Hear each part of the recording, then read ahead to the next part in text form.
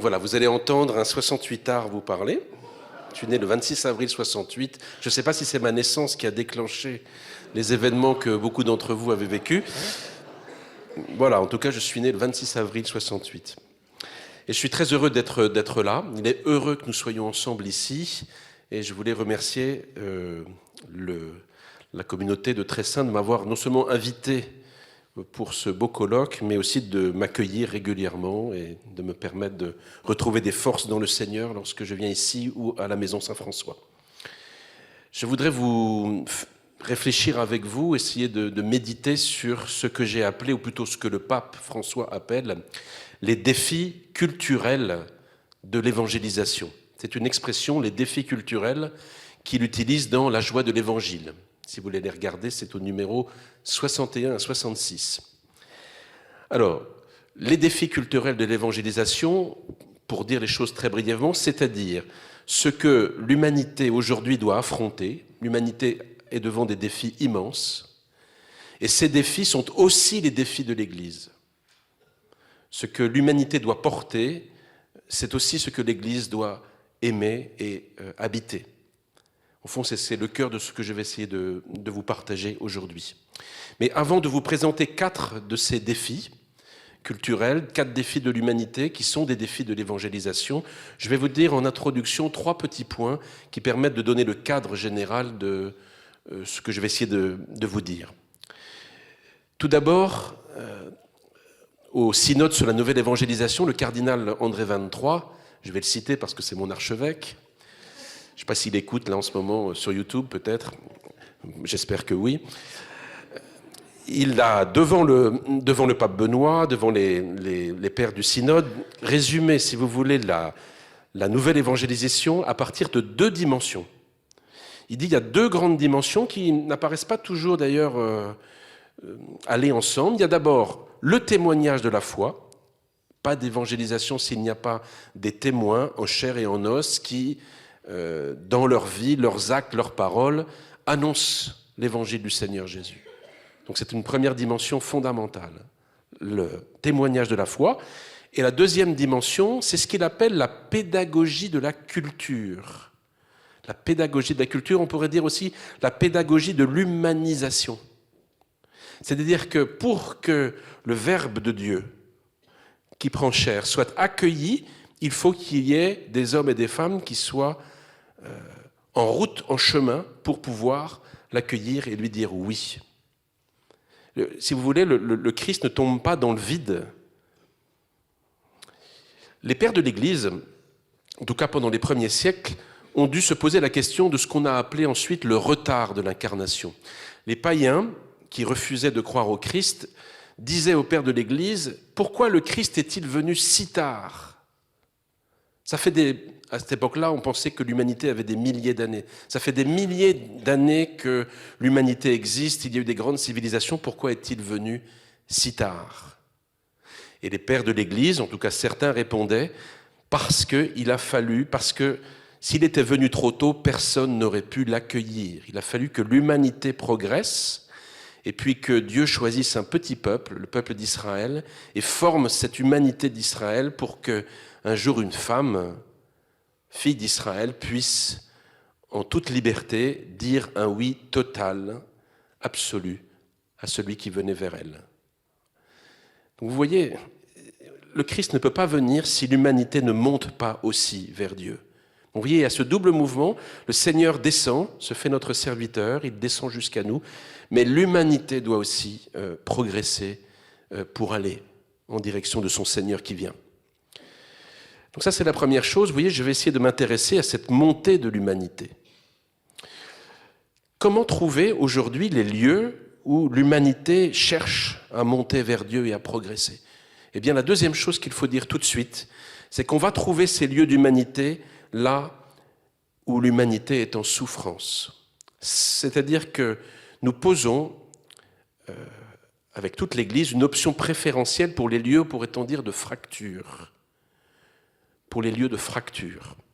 C'est-à-dire des lieux où les personnes humaines sont en lutte et en souffrance, mais dont les luttes sont des luttes pour la vie et pour la justice, et dont les souffrances sont des douleurs de l'enfantement. C'est là que l'Église, toujours depuis 2000 ans, est venue en quelque sorte faire sa demeure dans ces lieux de fracture. Si je voulais donner une image, peut-être qu'elle parlera mieux aux géologues, mais vous savez, les lignes de faille que l'on trouve soit sur la Terre, soit sous la mer, ce sont à la fois des lignes où les plaques tectoniques se rencontrent et provoquent des tremblements de terre, des choses terribles, des tensions phénoménales. Donc ce sont des lieux de tension et en même temps ce sont des zones où la vie va surgir en abondance. Mais il faut trouver ces lignes de faille, ces lignes de fracture où l'humanité est en attente d'enfantement, en douleur d'enfantement. Et le troisième point, que je vais simplement vous présenter rapidement, c'est que ces défis de l'humanité, ces lignes de fracture, ces lignes de faille, ce sont des lieux privilégiés pour vivre et annoncer l'Évangile. C'est là que nous devons venir faire notre demeure. Ce sont des lieux où nous pouvons montrer par des actes et par des paroles qu'il y a dans l'Évangile de Jésus des ressources cachées. C'est ce que nous disait Monseigneur Gosselin, des ressources cachées pour surmonter ces défis, pour construire une société nouvelle, une nouvelle culture qui va pouvoir assurer une vie meilleure au plus grand nombre. Vous voyez, l'évangélisation consiste à puiser dans l'Évangile les ressources de salut qui nous ont été données pour pouvoir les faire pénétrer dans ces lieux de fracture et de souffrance. Mais attention, on ne puise pas dans le trésor de l'Évangile comme un banquier dans son coffre ou comme un ministre de l'économie dans le trésor public. Je laisse réfléchir à cette image. Vous voyez, je ne connais pas d'évangélisation digne de ce nom qui ne commence pas par une conversion, une sortie de soi, et d'ailleurs une sortie de soi de tous les partenaires qui sont en jeu dans cette civilisation, à commencer par ceux qui portent la bonne nouvelle, ceux qui sont les messagers de la bonne nouvelle. Donc, je vous propose maintenant d'entrer dans les 4 défis. Je vais en donner 4. Ce sont des défis, vous allez voir, qui sont mondiaux. Les 4 défis que j'ai choisis, il y en a d'autres, mais les 4 que je vous propose sont mondiaux et ils sont connus du plus grand nombre. Vous pouvez les partager avec des hommes et des femmes qui, pour l'instant, ne connaissent pas le Christ. Je pense qu'ils ont tous entendu des 4 défis dont je vais parler. Et pour chacun de ces 4 défis, je vais d'abord essayer de vous présenter un petit diagnostic très sommaire. Ensuite, j'essaierai de dire 2-3 choses, de balbutier 2-3 choses sur les ressources qui sont dans l'Évangile et qui peuvent, vous voyez, qui nous permettent de vivre dans ces lignes de fracture. Et puis, à chaque fois, j'essaierai de préciser la conversion qui est derrière pour nous. Parce que, de nouveau, celui qui annonce l'Évangile, ce n'est pas celui qui a la solution et qui la donne aux autres, c'est celui qui se dépossède de lui-même, qui sort de lui-même, le premier, pour aller à la rencontre du Christ. Les 4 défis sont les suivants, je vous les donne simplement une première fois, puis je vais entrer à l'intérieur de chacun d'entre eux. Tout d'abord, l'abandon de la raison, le fait que nos sociétés vivent, si vous voulez, aujourd'hui, dans un certain régime qui fait qu'on est prêt à abandonner l'usage finalement de son intelligence et de sa raison. C'est un très grand défi. Le deuxième défi dont je vais vous parler, il nous est plus connu, c'est celui de la famille et du mariage, qui est vraiment un moment, je crois, crucial de son histoire. Le troisième défi, c'est celui de la mondialisation. Je prendrai un effet particulier de la mondialisation dont on a parlé, dont Raphaël a parlé cet après-midi, qui est le fait que la mondialisation nous éloigne les uns des autres, paradoxalement. Et le dernier défi, qui est le plus gigantesque, qui est le plus immense, c'est le défi écologique. C'est ce que le pape François a appelé de cette expression magnifique, le soin de la maison commune. Alors je vous propose de commencer par le premier défi, qui est l'abandon de la raison. Je crois que ça fait au moins une trentaine d'années que les différents souverains pontifes, Jean-Paul II, Benoît XVI et François, nous mettent vraiment en garde contre une tendance, à peu près aujourd'hui de toutes les cultures, de perdre la raison. Alors, le pape François et le pape Benoît ont beaucoup insisté sur le relativisme, qui est la cause la plus profonde, effectivement, probablement, de cet abandon de la raison. Mais aujourd'hui, le pape François nous alerte aussi sur ce qu'il appelle le règne de l'émotivité ou de l'affectivité sans limite. Et on pourrait aussi parler, et toutes les innovations technologiques, notamment le numérique, poussent dans cette direction, que nous vivons dans des régimes de l'immédiateté. Voilà. Nous cliquons et nous avons l'habitude que quelque chose tombe ou apparaisse sur l'écran. Et puis lorsque nous nous retrouvons face à face entre êtres humains et puis qu'on essaie de cliquer, j'aimerais bien amener telle ou telle personne à croire en ce que je dis, puis je clique, il ne se passe rien. Voilà. Le règne de l'immédiateté.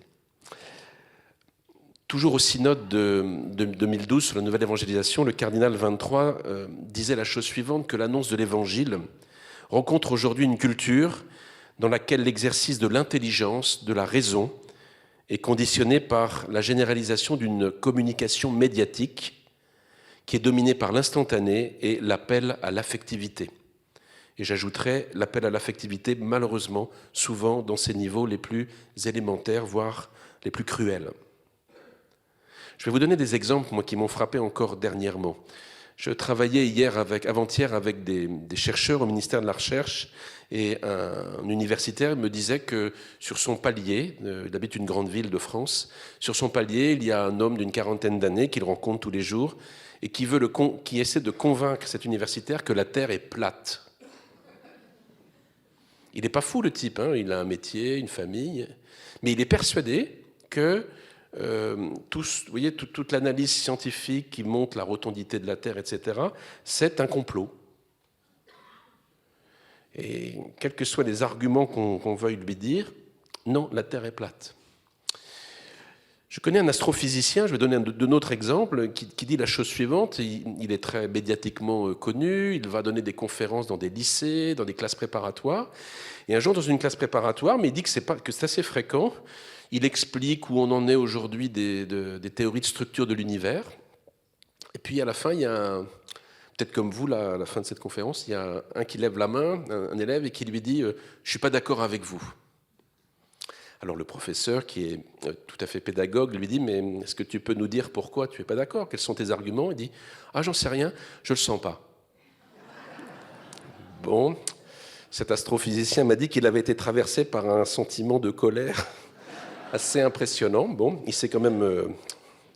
il s'est maintenu, mais vous voyez que... Bon. Alors, je l'ai fait sur le ton un petit peu de l'humour, mais je vous assure que nous sommes devant une vague assez impressionnante.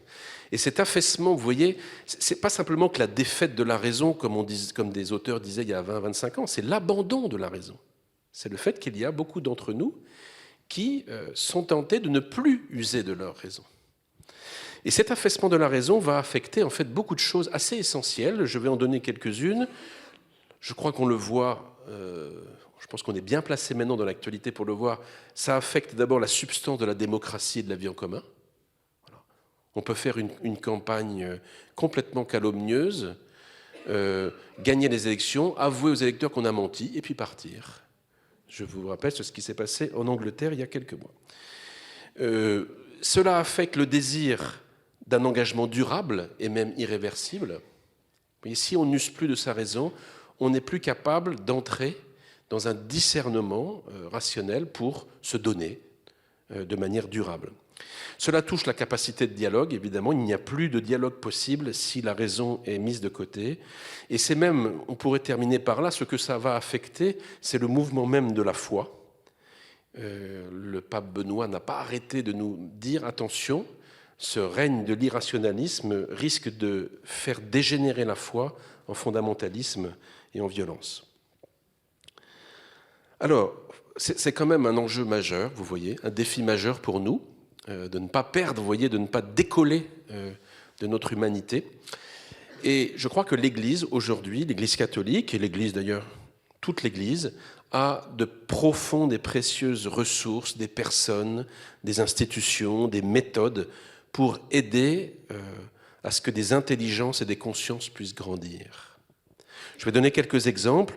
Je pense d'abord à nos institutions éducatives, à nos systèmes éducatifs, bien sûr l'école, L'Église, les catholiques et les chrétiens, nous avons des écoles encore.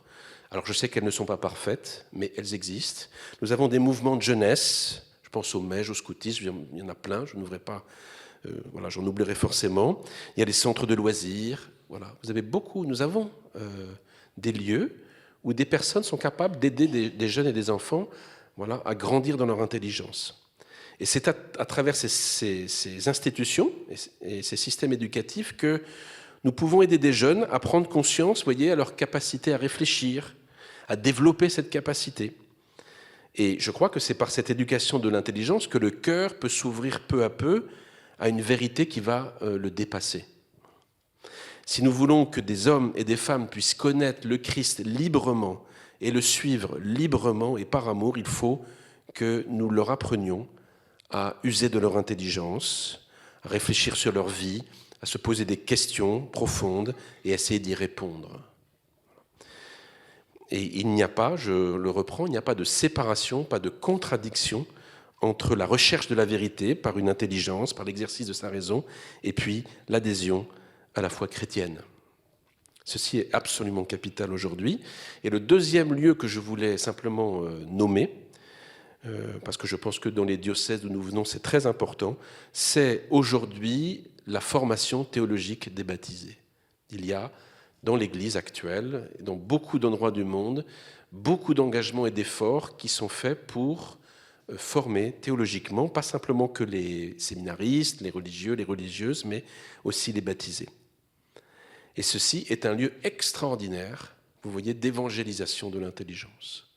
Je sais que pour certains que je rencontre, au Collège des Bernardins, mais ça pourrait être ailleurs, les cours qu'ils suivent sur l'écriture, sur la théologie, sont des lieux où ils réfléchissent profondément sur leur vie. Et certains nous disent, c'est le seul lieu depuis des années où j'ai pu m'arrêter, me poser et me poser des questions profondes. Et pour terminer, vous voyez, sur ce premier champ à la fois de l'abandon de la raison et du salut de la raison, par l'Évangile, quelle est la conversion à laquelle nous sommes appelés, nous qui sommes des évangélisateurs, des messagers de l'Évangile? Je vais le dire d'une manière assez abrupte et rapide, mais je crois que la conversion consiste, notamment dans l'Église en France, à ce que nous arrivions à sortir du mépris et de la méfiance envers la raison. Je crois que ça nous guette beaucoup.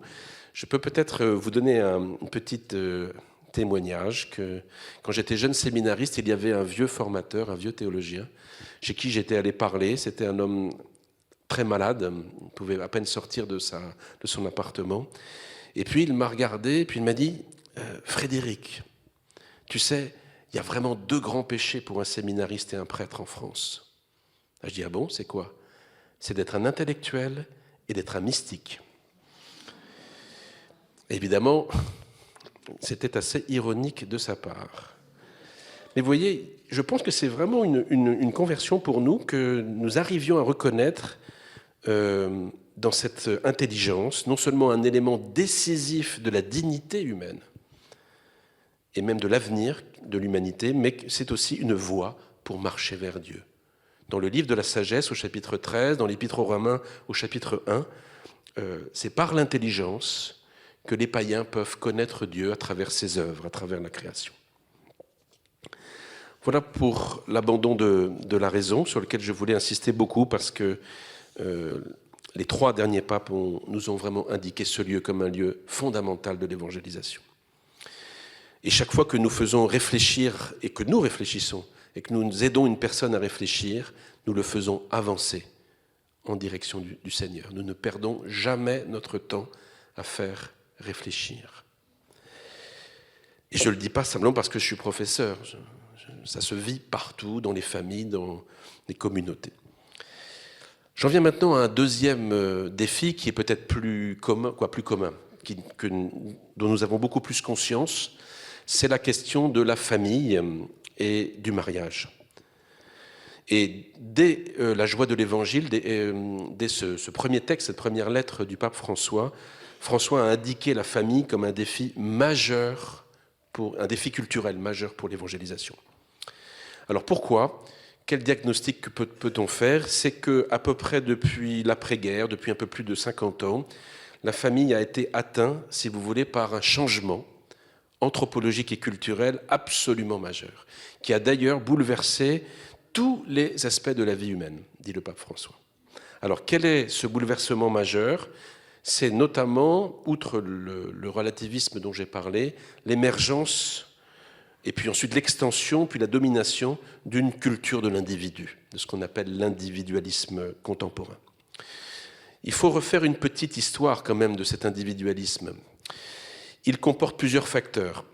Il a d'abord, cet individualisme, il a supposé, si vous voulez, l'instauration au sortir de la guerre de grands espaces de paix et de prospérité par le développement d'une économie de marché, de démocratie.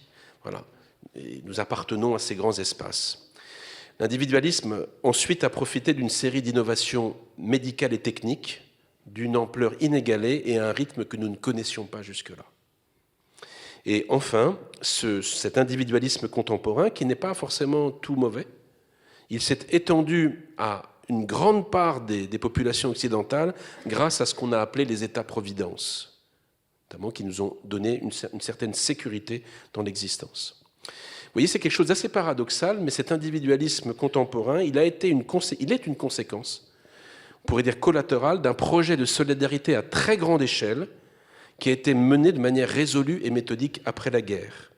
Ce qui fait qu'il devient possible aujourd'hui de concevoir une existence viable, heureuse, non pas déliée de toute relation humaine, loin de là, mais déliée de tout engagement ou inscription définitive dans une communauté, que ce soit la famille, que ce soit la cité ou la nation. Engagement définitif qui était jusque-là la meilleure garantie contre les aléas de la vie, les maladies, la vieillesse. Ceci est maintenant, on n'a plus besoin de s'engager définitivement dans un projet familial ou politique pour pouvoir être soutenu, surtout lorsque la vie devient difficile, lorsque l'on traverse l'épreuve de la maladie et de la vulnérabilité. C'est une donnée majeure, en fait. Vous voyez, c'est un fait majeur, quoi qu'il en soit d'ailleurs de la pérennité de ce dispositif. Notre civilisation est parvenue à mettre en œuvre des moyens efficaces pour se prémunir des dangers de l'existence, autant qu'on le peut. C'est jamais définitif. Et vous savez que bien d'autres peuples dans le monde cherchent à bénéficier de ce même dispositif. Ça, c'est un défi que je trouve absolument central. Alors, ce que dit le pape François ne se lamente pas de ce grand mouvement que je viens d'essayer de résumer, mais il nous dit que si nous voulons affronter ce défi, cela va supposer une conversion missionnaire et pastorale de toute l'Église, ce dont parlait le Père Laurent, une conversion de toute l'Église. Quand il dit conversion missionnaire, ça veut dire que nous avons à renouveler dans l'esprit la capacité d'annoncer l'évangile du mariage et de la famille, à un moment où beaucoup d'hommes et de femmes ne perçoivent plus le bien du mariage et de la famille, ou même ne s'en sentent pas capables. Je suis très frappé, moi, de beaucoup de témoignages, notamment dans les jeunes générations, de personnes. Je dialoguais avec une personne de 26 ans il n'y a pas très longtemps, et loin de la foi chrétienne, et à la fin de la conversation, je lui demandais s'il se sentait capable d'une alliance, d'un engagement durable avec une femme, définitif. Il a réfléchi, il m'a dit non, je ne m'en sens pas capable, mais c'est ce que je désire. J'étais très frappé par cela. Vous voyez, donc la conversion missionnaire, c'est de pouvoir vraiment retrouver la joie d'annoncer que la famille, le mariage, c'est vraiment une bonne nouvelle, c'est un lieu de bénédiction et de joie pour l'humanité, et où Dieu est présent. Conversion missionnaire, conversion pastorale, c'est pour le pape François mettre l'Église tout entière en état de mieux accompagner les familles. Et quelles qu'elles soient, les familles telles qu'elles nous sont données aujourd'hui. C'est ça vraiment, je crois, un des aspects les plus extraordinaires de ce pape. Et c'est l'initiative qu'il a prise lorsqu'il a convoqué, vous savez, une double session du synode en 2014-2015, et puis ensuite il a publié un texte, La joie de l'amour, au mois de mars 2016, Amoris Laetitia, qui est un texte majeur pour l'avenir de l'Église et l'avenir peut-être de l'humanité. Alors, je donne simplement 2 exemples, parce que le temps est compté, et puis que c'est tellement vaste. 2 exemples de grands chantiers à mettre en œuvre, vous voyez, où nous avons en quelque sorte à redécouvrir la puissance de l'Évangile au cœur même de ces réalités familiales et conjugales. Et vraiment de l'expérimenter de nouveau, de nous en réjouir de nouveau, de l'annoncer de nouveau. Alors le premier aspect que je voulais signaler, c'est la préparation au mariage. Ça, c'est un grand défi, grand enjeu. Nous ne pouvons plus faire comme nous faisions il y a 30 ans. Nous ne pouvons plus présupposer que les fiancés ou les jeunes ou les moins jeunes qui frappent à la porte de l'église, et c'est déjà un miracle, et qui demandent ce sacrement, ont conscience de tout ce à quoi ils veulent s'engager. Il y a tout un travail, si vous voulez, presque catéchuménal de découverte du mystère de Dieu et du Christ dans leur vie, pour qu'ils aient un jour, effectivement, la capacité d'entrer dans ce projet d'alliance de manière belle, heureuse. Mais si nous sous-dimensionnons notre préparation au mariage, c'est comme si nous lancions des apprentis randonneurs au sommet de l'Everest en leur disant « vous prenez un petit t-shirt et 2 baskets et puis vous y allez ». Faites-le. Je ne suis jamais allé à l'Everest, mais je pense que je ne ferai pas beaucoup de kilomètres dans cette tenue. Voilà. C'est capital. C'est capital que nous comprenions. J'ai beaucoup de mal, pour être honnête, à le faire comprendre souvent aux grands-parents. Quand ceux que nous préparons au mariage disent tout ce qu'ils font dans la paroisse, et les grands-parents, ils écarquillent les yeux en disant « mais vous faites tout ça, mais nous, on n'a rien eu ». Ah oui, mais c'est que, chère madame, cher monsieur, les temps ont changé. Hein. Et même pour des jeunes fiancés venant de familles catholiques pratiquantes, même pour eux, nous ne pouvons pas sous-dimensionner ou faire l'économie d'une véritable conversion, d'un travail de conversion avec eux pour qu'ils puissent donner leur vie. Je ne reprends pas les statistiques que le pape François a données sur la validité des mariages dans le monde. Hein. Je n'ose pas reprendre ces paroles. Vous pourrez trouver ça sur YouTube. Donc, premier chantier que je trouve absolument décisif, et c'est un défi culturel, c'est la préparation au mariage. Et le deuxième, c'est l'accompagnement des situations de fragilité. C'est, à mon avis, un des points aussi les plus importants de cette exhortation qui s'appelle la joie de l'amour.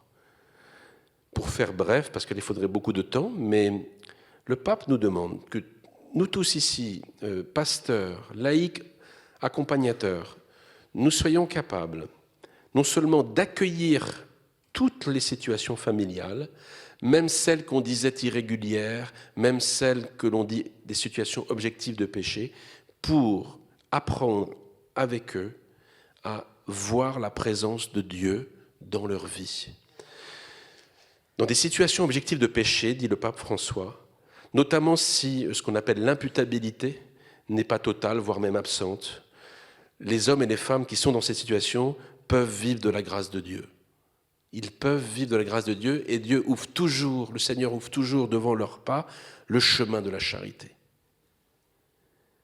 Et donc nous ne sommes pas là pour faire de la doctrine de l'Église des pierres à jeter à la figure des gens, mais nous sommes là pour, avec eux, humblement, chercher dans ces situations, c'est vrai, parfois cabossées, où le Seigneur Jésus est présent. C'est ça l'évangélisation. C'est de demander à l'Esprit qu'il ouvre nos yeux pour que nous voyions le Christ à l'œuvre, jusque dans ces couples, ces familles, qui ne sont pas dans les clous, comme parfois nous disons. Et on voit, vous voyez, de nouveau, vous comprenez à quel point l'annonce de l'évangile de la famille nécessite de notre part une conversion, un changement de regard et d'attitude. Alors, si vous avez un petit peu de courage, il reste quand même encore 2 défis. Alors, on va passer au 3e maintenant, mais vous voyez que chaque défi mériterait une conférence. Hein. Mais ce n'est pas ce qu'on m'a demandé de faire non plus, donc j'essaie de tenir dans le temps qu'on me donne. Le 3e défi, c'est celui qui touche à ce qu'on appelle la mondialisation ou la globalisation. Il y aurait beaucoup d'ailleurs de choses à dire. Ce que je vais essayer de pointer simplement ce soir, c'est que un des effets de la mondialisation, c'est ce qu'on appelle ce que certains penseurs ont appelé le dépaysement et même la disparition du prochain. Ce que je vais dire maintenant, à mon avis, c'est un phénomène qui est plus large, plus profond que les réactions qu'engendrent les migrations. Nous savons que les gens qui sont obligés ou qui veulent quitter leur pays pour aller à un autre vivent des grandes épreuves. Et nous savons aussi que nos pays riches ont parfois, il faut l'avouer, du mal à les accueillir. Ça pose toutes sortes de questions. Mais je pense que si nous avons du mal à les accueillir, c'est qu'en fait, même sans avoir bougé d'1 mètre de mon village ou de ma ville, je crois que beaucoup d'entre nous, nous sommes frappés par ce que nous appelons le dépaysement. La mondialisation a engendré de manière très paradoxale, Raphaël le rappelait, je crois, une solitude invraisemblable entre nous et chez les individus. C'est tout à fait stupéfiant, mais que cette interconnexion généralisée peut finir, si nous n'y prenons pas garde, par séparer les hommes les uns des autres. Quand je suis un peu joueur et que je rencontre des personnes qui me vantent tous les longs voyages qu'ils ont faits dans leur vie, si je suis en forme ce jour-là, je les fais parler un petit peu de ce qu'ils ont vu, et pour une grande majorité, pas tous, mais pour une grande majorité, en fait, ils sont allés de ville mondialisée en ville mondialisée, ils sont allés dans les mêmes hôtels, et en fait, ils ne sont pas entrés dans la connaissance d'une culture et d'un pays. Vous voyez, là, je cite une phrase de Benoît XVI dans l'encyclique qui s'appelle « L'amour dans la vérité ». La société toujours plus globalisée nous rapproche, mais elle ne nous rend pas frères. Elle nous rapproche, mais elle ne nous rend pas frères. Et le pape François, une autre manière, c'est ses mots à lui, il dit que la mondialisation actuelle risque de devenir une mondialisation de l'indifférence. Ça, c'est quand même aussi, vous voyez, c'est un défi qui est quand même assez faramineux parce que, je vous dis, vous n'avez pas eu besoin de bouger de chez vous pour, finalement, éprouver cette solitude. Ce n'est pas que la solitude du migrant qui est peut-être la plus terrible, mais c'est la solitude aussi de ceux qui sont restés, mais qui ne reconnaissent plus leur société. Alors, quelles sont les ressources ? Là, de nouveau, l'Église ne manque pas de ressources extraordinaires que le Seigneur lui a laissées pour apporter une réponse et un chemin de vie. Parce que l'Église est un mystère à la fois de proximité et d'universalité.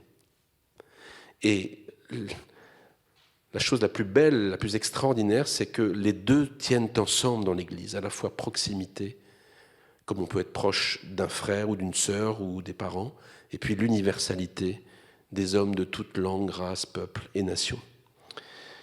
Le mystère de l'Église articule toujours ce qu'on appelle le singulier, le personnel et l'universel de manière absolument extraordinaire. Dans chaque Eucharistie, si vous y réfléchissez bien, c'est la même communion de foi qui s'exprime à travers toute la terre, si bien que vous pouvez aller célébrer l'Eucharistie même dans une langue que vous ne connaissez pas, et pourtant, ne serait-ce que par le rituel qui est commun, vous pouvez entrer dans cette communion. Donc c'est la même communion de foi à travers toute la terre. Et en même temps, chaque fois que nous célébrons l'Eucharistie va accueillir des personnes concrètes de chair et de sang, des personnes singulières, très diverses. Le terme grec paroikia, qui a donné paroisse, qui a donné le mot paroisse, c'est un mot qui dérive d'un autre mot grec, paroikos. Paroikos, ça veut dire celui qui habite à côté. Donc le voisin et aussi l'étranger. Et la paroisse chrétienne rassemble en un même lieu concret, pour un Parisien c'est tellement vrai, des hommes de toute race, langue, peuple et nation. Elle les rapproche localement, tout en les établissant en communion avec l'Église universelle. Nous avons, vous voyez, dans l'expérience de la paroisse ou de la communauté qui se réunit, qu'est-ce qu'on pourrait dire ?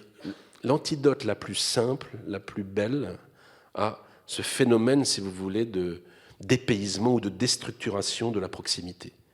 Mais de nouveau, cette déstructuration de la proximité est inacceptable pour les chrétiens. Nous ne pouvons pas nous résoudre à vivre dans cet éloignement les uns des autres. Et vous voyez, la conversion, elle est celle que le pape nous redit tout le temps, pratiquement tous les jours, dans les messages qu'il nous envoie, de sortir nos paroisses, nos communautés d'elles-mêmes, en fait, d'être une église en sortie, dit-il. Je crois que dans la table ronde de cet après-midi, c'était aussi très clair, de sortir nos communautés de la fascination des structures. Elles sont à la fois nécessaires parce qu'elles nous portent et en même temps, elles peuvent absorber toutes nos énergies.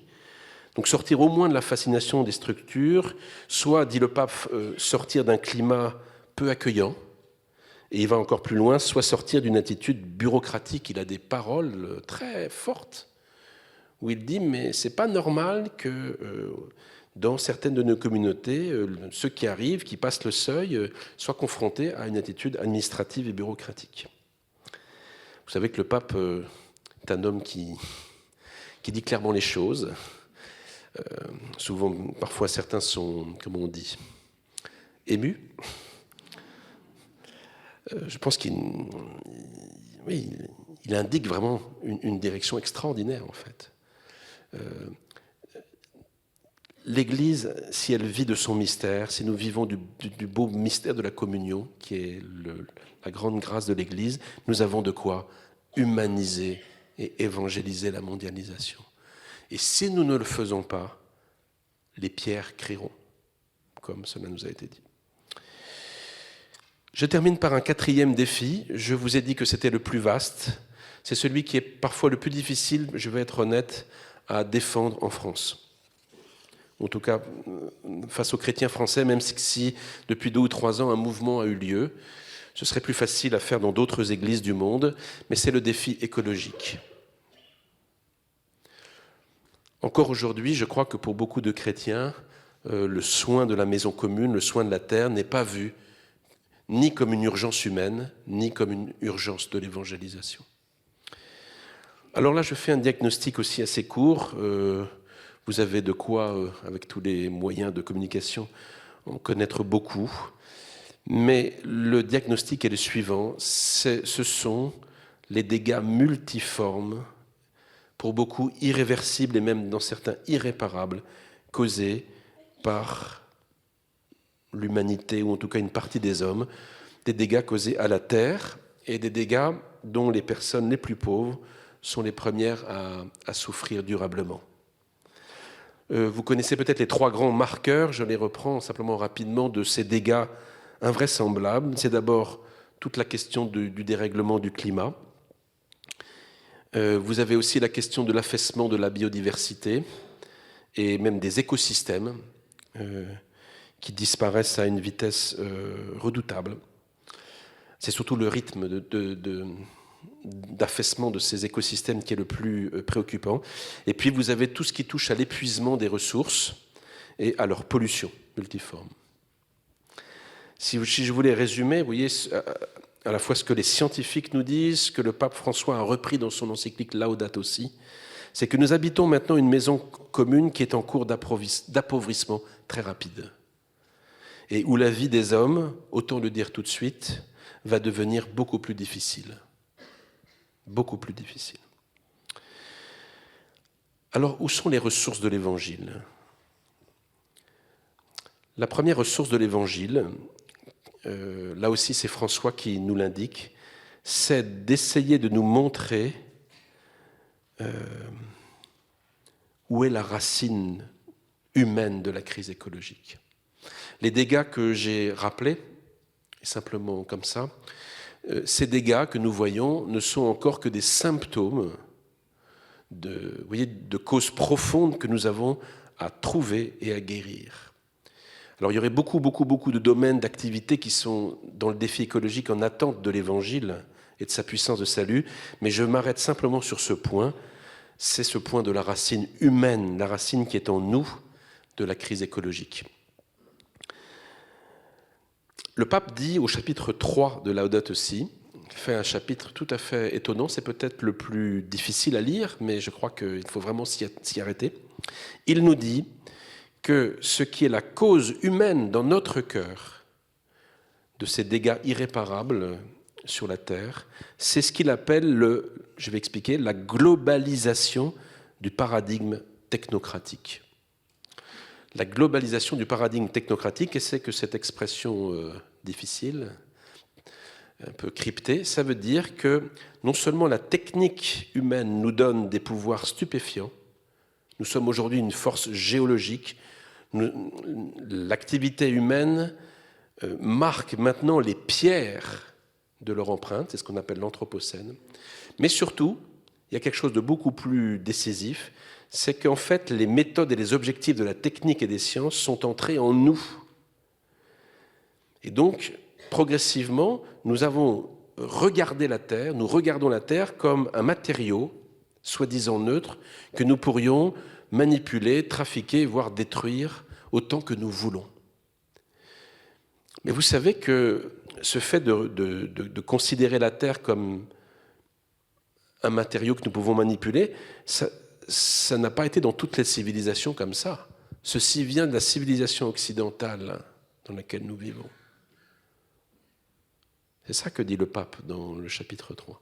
Ce qui fait que, en fait, la racine de la crise écologique, la racine humaine, ce sont nos catégories mentales, la façon dont nous concevons la Terre, et aussi notre sensibilité, ou plutôt il faudrait dire notre insensibilité à la Terre. Au fond, lorsque quelqu'un abîme mon appartement ou abîme ma voiture, là je suis fou furieux et je vais me défendre. Mais le fait que par certaines de mes actions, je suis en train d'abîmer la Terre ou d'autres hommes l'abîment, cela ne me fait rien. Un jour, après une conférence où j'avais pris le temps d'expliquer plus longuement ce que je viens de dire, un père de famille est venu me dire, mais dit, vous avez raison, parce que je m'aperçois que quand je reviens du tennis, je prends une douche qui dure une demi-heure et ça ne me fait rien. Je ne ressens aucune culpabilité. Quand je parle mal à ma femme, je sens quelque chose qui ne va pas et je vais demander pardon. Donc c'est ça l'insensibilité, en fait. Je m'amuse souvent quand je vais donner une conférence sur ce défi-là de l'évangélisation dans des lycées. Je demande d'abord aux jeunes, j'aurais pu faire l'exercice avec vous, de prendre une feuille blanche et je dis « dessine-moi la terre ». Puis ensuite, sur un mur derrière, je placarde les 30 ou 40 dessins. Et il y a généralement, 38 dessins sur 40, c'est des ronds. C'est des cercles. Et donc, ça veut dire qu'aujourd'hui, un être humain, mais moi je suis formé aux méthodes scientifiques, nous concevons la Terre comme la science la conçoit. Si j'avais demandé à Saint Bonaventure au XIIIe siècle de dessiner la Terre, il aurait dessiné un livre. Pourquoi ? Parce que pour lui, la Terre, c'était un livre où Dieu va parler, le livre du monde. Voilà. Et puis je pense que dans certaines autres civilisations, on aurait dessiné bien autre chose qu'un globe, c'est-à-dire au fond un espace sur lequel je peux prendre la main. Vous voyez, ces catégories mentales et cette insensibilité, c'est ce dont nous avons besoin d'être délivrés, profondément. Et ça, vous voyez, c'est une conversion radicale. Il va nous falloir trouver des voies dans les années à venir pour concevoir la Terre autrement, pour pouvoir la sentir autrement, pour pouvoir nous rapporter à la Terre autrement. Et pourquoi, je vous le demande, les chrétiens, je pense aux paroisses, je pense aux communautés, ne seraient-elles pas en première ligne dans cette conversion ? Je rêve d'une communauté ou d'une paroisse où on vous dise, eh bien, outre le groupe biblique, outre, je ne sais pas quoi, la pastorale des fiancés, il y a un groupe de resensibilisation à la terre. Mais dans la théologie de Saint Bonaventure dont je parle, Saint Bonaventure nous présente le Christ comme celui qui, bien sûr, sauve notre âme et notre corps, mais sauve aussi nos sens. Ce n'est pas un hasard si dans l'Évangile, toujours, Jésus va vers des aveugles, des sourds. Ce n'est pas simplement que la cécité et la surdité soient des symboles corporels de l'aveuglement et de la cécité spirituelle, ce qui est le cas, mais ce n'est pas simplement ça. Nous avons besoin aussi d'être rééduqués dans nos sens. Il y a dans le corps du Christ ressuscité assez de trésors, de puissance pour nous aider aussi à ressentir la terre comme ce livre dans lequel Dieu nous parle. Et j'espère vraiment de tout mon cœur que sûrement des choses existent déjà d'ailleurs, Vous voyez, où on fait cette expérience d'être retravaillé dans sa sensibilité et dans son intelligence par le Christ. Et je termine par là cette 4e défi et je conclus, mais c'est pas un hasard si le pape François nous donne saint François d'Assise en exemple. Parce qu'au début de son texte Laudato Si, une des raisons pour lesquelles il choisit saint François, c'est qu'il nous dit que cet homme, lorsqu'il sortait, lorsqu'il voyait la nature, lorsqu'il voyait un être de la nature, un animal, une plante, il ressentait avec cet être de la nature, vous voyez, une communion fraternelle. Voilà mon frère, voilà ma sœur. Et saint Bonaventure avait très bien remarqué que c'était en raison de la foi que saint François avait en la création, c'est parce que nous sommes tous créés par un même Père, c'est parce que saint François croyait jusqu'au bout à se donner de la foi chrétienne, qu'il éprouvait une sensibilité si forte vis-à-vis de chaque créature, même la plus petite, au point de l'appeler mon frère ou ma sœur. Et je crois que ce n'est pas de la poésie, vous voyez. D'abord parce que plusieurs fois saint François d'Assise a dit qu'il n'aimait pas la nature. Donc voilà, il l'a dit plusieurs fois à ses frères. Et d'autre part, il va pouvoir chanter ce Laudato Si, ce chant du frère Soleil, ce cantique des créatures. Il ne pourra le composer qu'à la fin de sa vie, une fois qu'il aura été stigmatisé et après avoir perdu la vue dans des souffrances terribles. D'ailleurs, c'est au moment où la création lui échappe qu'il va pouvoir dire jusqu'au bout ce qu'il portait depuis un moment, qui est cette communion fraternelle, cette communion universelle avec tous les êtres que Dieu a créés. Mais je vous dis cela pour simplement vous montrer que, vous voyez, la conversion de notre sensibilité, elle tient, en tout cas chez François d'Assise, à un approfondissement de sa communion au Christ. C'est parce qu'il est entré, par grâce de l'Esprit, dans une communion plus intense avec le Christ souffrant, que son rapport à la terre s'est transformé. D'ailleurs aussi le rapport aux autres hommes, puisque tout cela, chez lui, va de pair. Alors pour terminer, pour respecter le temps qui nous est imparti, je voudrais... Donc vous voyez, ces 4 grands défis, il y en a d'autres, mais j'ai beaucoup insisté dans ces défis sur le fait que celui qui est poussé par l'Esprit à annoncer l'Évangile à l'intérieur de ces défis devra entrer dans une conversion. Et je voudrais simplement, pour terminer, revenir sur un passage d'Isaïe que j'aime beaucoup, le chapitre 29, que nous avons lu hier à la messe. Vous savez, c'est dans ce chapitre 29 que le Seigneur annonce par la bouche d'Isaïe la chose suivante. « Les sourds, en ce jour-là, entendront les paroles du livre. Quant aux aveugles, sortant de l'obscurité et des ténèbres, leurs yeux verront. » Il faut voir que Isaïe annonce cette promesse du Seigneur à un moment dramatique de la vie de son peuple, puisque le roi de l'époque, au lieu de s'appuyer sur le Seigneur pour diriger son pays, au lieu de demeurer, lui, fidèle à l'alliance, s'est allié à l'Égypte et à un pouvoir politique. Et en plus, le texte nous dit que le roi et ses conseillers l'ont fait dans un profond secret. Ils ont fait cette petite alliance avec l'Égypte, imaginant que personne ne les regardait, qui nous voit, qui nous reconnaît. Et à ce moment-là, le prophète va devoir aller voir le roi et lui dire « Mais c'est vraiment le monde à l'envers. Et parce que tu as inversé les choses, parce que tu te prends pour Dieu, alors le Seigneur, lui, va inverser les choses. Il va d'une part changer le Liban en verger et le verger en une forêt, et puis il va ouvrir les oreilles des sourds et ouvrir les yeux des aveugles pour que ces aveugles et ces sourds guéris puissent voir l'œuvre de Dieu. Toi qui te prends pour Dieu et qui fais n'importe quoi avec ton pays, eh bien maintenant je vais faire surgir dans ce peuple, parmi les humbles de la terre et parmi les pauvres et les malheureux, des hommes et des femmes qui vont voir l'œuvre de Dieu. Et vous voyez que c'est ça, je crois que cette promesse qui a été faite par le Seigneur il y a longtemps, elle n'est pas épuisée. Et qu'ainsi, face à ces grands défis de l'humanité, au lieu de trembler, au lieu d'avoir peur, au lieu de perdre l'espérance, nous pouvons intensément demander au Seigneur que parmi nous, des aveugles voient, des sourds entendent les paroles de Dieu, que des aveugles voient l'œuvre de Dieu. Je pense que c'est une prière que nous pouvons porter au moment même où il nous est donné d'annoncer l'Évangile et de nous en réjouir. Merci beaucoup.